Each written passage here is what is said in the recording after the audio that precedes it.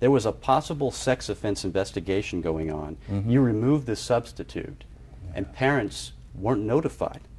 How is that possible? Yeah, so we didn't look at it that way.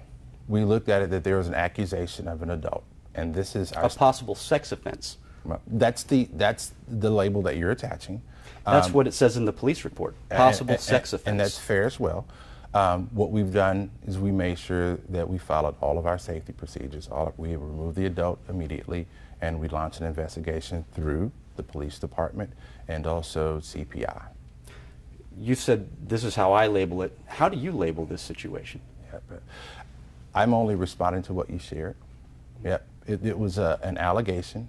What if I told you that I called personally all the parents on the list in the police report, and they were learning about it from the first time from me? I mean, that could be fair. That still doesn't mean that the principal didn't reach out to each parent.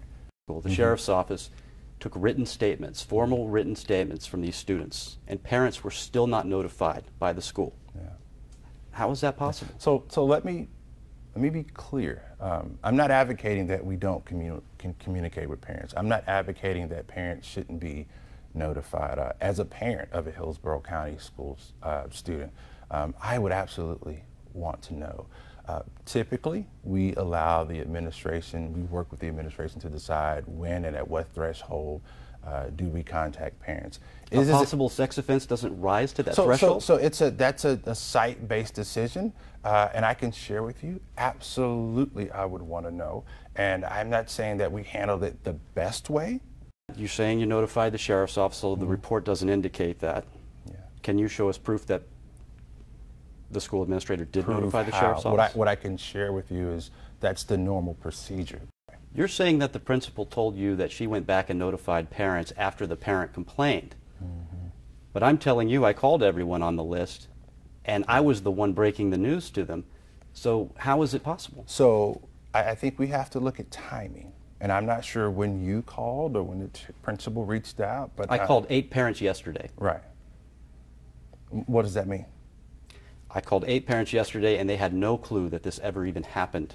Yeah, I don't have that data. I've had a conversation with the principal, and the principal is vehement that we've reached out to the parents in the class, and parents were very supportive of how she handled the situation. Obviously, they were concerned. You're saying parents were supportive of how she handled it? Yeah. Which parents? Because I don't know one that was notified. I don't have a list of parents, but I can tell you, just as if you've got your intel, we've also got our intel, and I trust that the principal reached out to those parents and had a conversation. You trust it, but do you know it with 100% certainty? Well, I would ask you that. Same also. Are you 100% certain?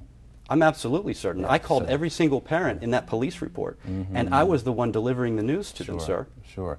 And they weren't notified. Yeah, and my principal is very vehement that she reached out to the parents in the class where those students were impacted and had a conversation with parents. The allegations were serious enough to where you removed him from the school district. Yeah, Fair? so we remove substitutes or people. We get accusations every day.